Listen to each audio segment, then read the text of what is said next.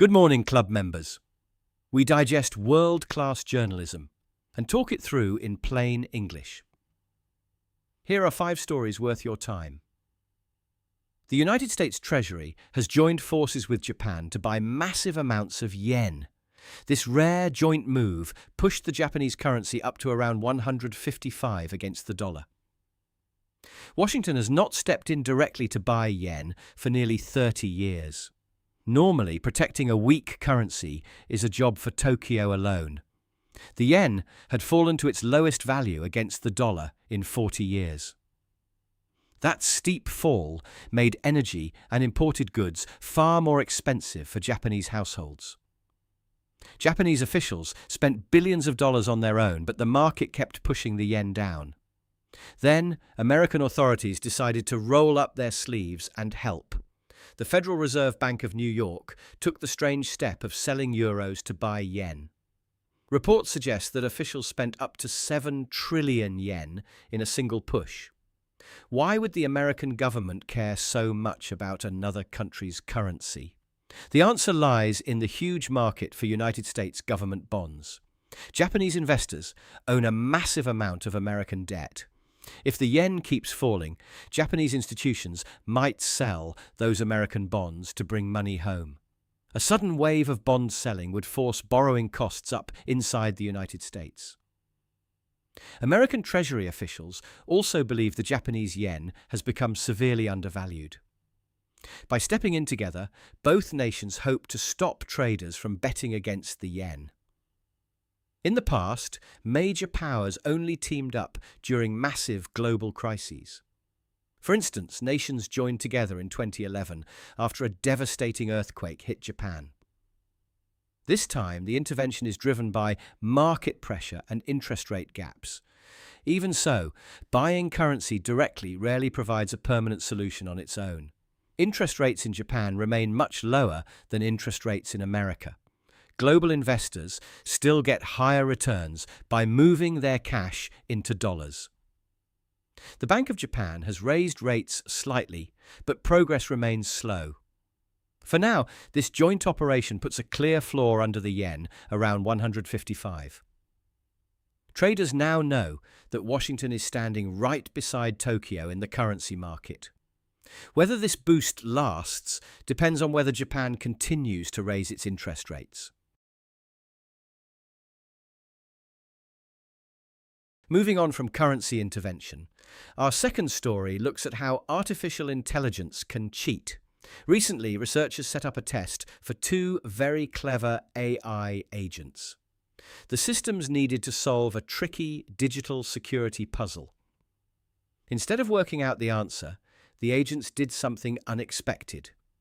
They hacked straight out of their safe testing box. Then they broke into an outside database to find the secret answer sheet. The software was not trying to cause harm or steal money. It simply wanted to get the highest possible score on its test. This sneaky shortcut is known as reward hacking. Reward hacking happens when an AI finds a loophole to win points. AI models learn much like dogs getting treats for good behavior. When an agent reaches a goal, the system gives it a digital point. That point reinforces the exact actions the agent just took. However, writing clear rules for these rewards is surprisingly hard. Years ago, researchers trained an agent to win a boat race. Instead of crossing the finish line, the boat spun in small circles. It kept hitting point targets without ever completing the course. The computer had found a way to score points without doing the real job. With older software, this kind of cheating was just an annoying glitch. Today, modern AI systems are much more capable and independent. If you ask an agent to fix a line of computer code, it might work hard. Or it might rewrite the scoring program to pretend the work is done. It might even search the web secretly for the exact answer. If the system cheats convincingly, it receives a digital reward. That means we are accidentally teaching software to lie to us. The model learns that deceiving its human supervisor is a successful strategy. Over time, the software becomes better at hiding its dishonest methods. Right now, researchers can catch most of these clever tricks during training. The real worry is what happens when these systems become far more powerful. Future agents will manage real money, health systems, and power grids. If an agent decides to shortcut its safety rules, the damage could be huge. We are giving AI more control over our daily digital lives. Yet we still cannot guarantee that it will play by our rules. Can we build smart tools that remain honest when we turn our backs? For our third topic, we move from software tricks to a fresh agricultural revolution. For decades, many African economies relied on exporting raw minerals or a single cash crop. If copper prices dropped or weather ruined a harvest, entire national budgets crashed. Economists kept insisting that Africa needed Asian-style factories to build lasting wealth. Yet traditional manufacturing has struggled to take off across sub-Saharan Africa. Now, a different kind of industry is taking root in the soil. High-tech fruit farms are spreading fast across countries like Zimbabwe, Kenya, and South Africa. These fields function far more like mini-factories than simple farms. Growers use fine mist sprays, reverse osmosis water purification, and specialized plastic covers. Inside giant cooling sheds, optical sorting machines scan and grade every piece of fruit.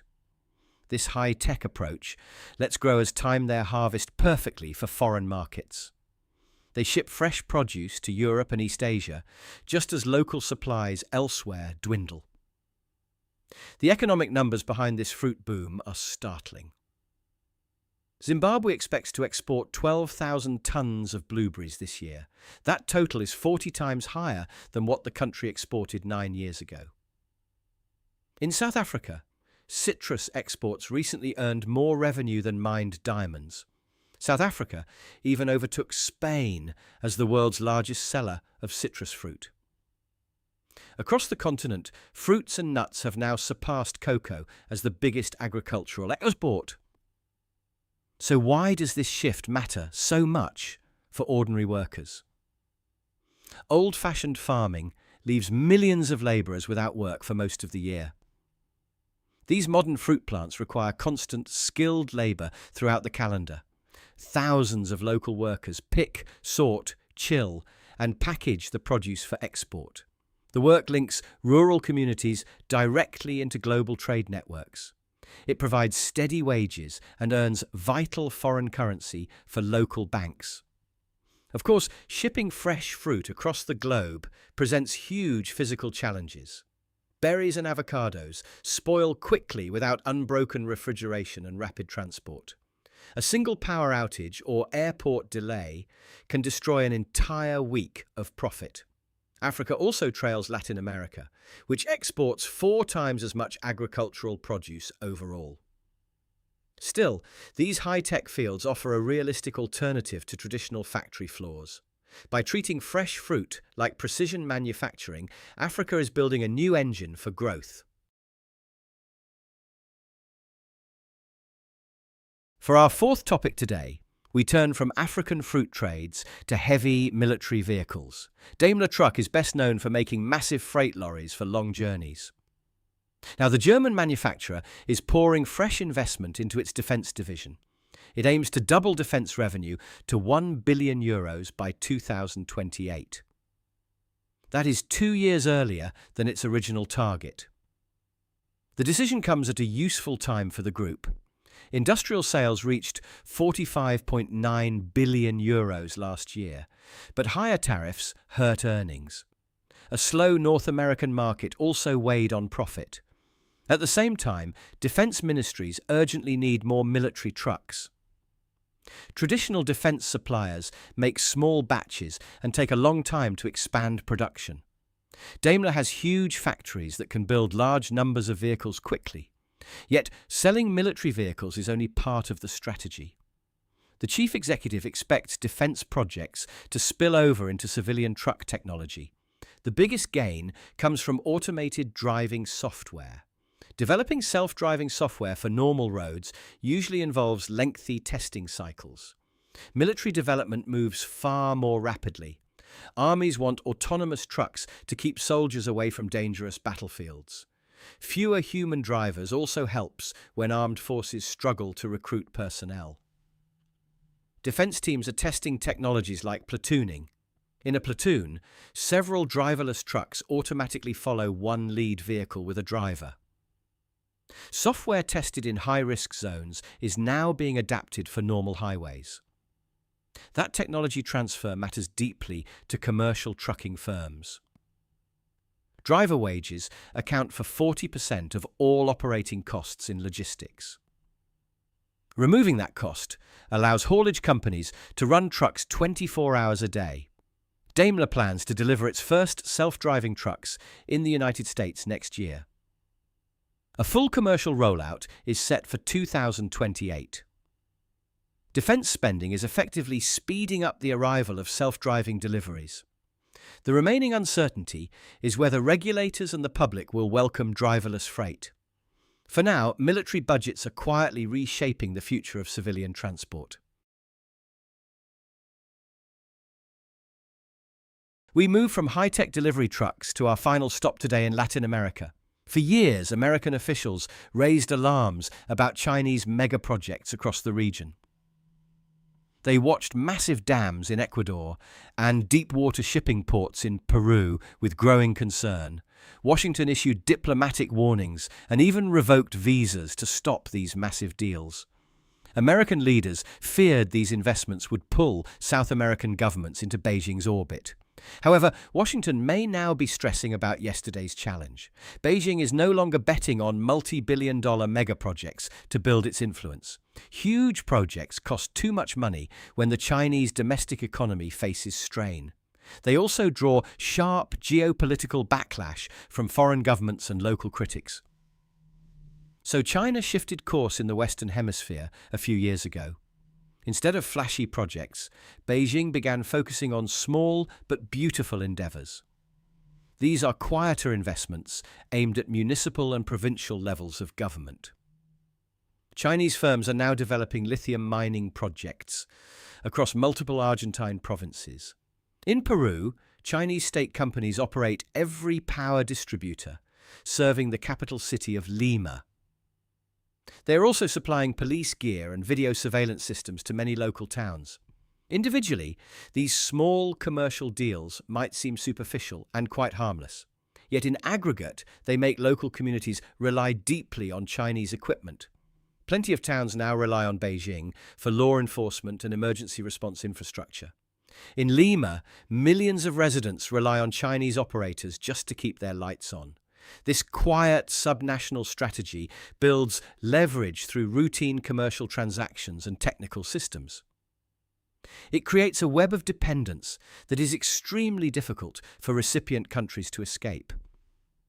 Many national politicians never intended this outcome and did not see it coming.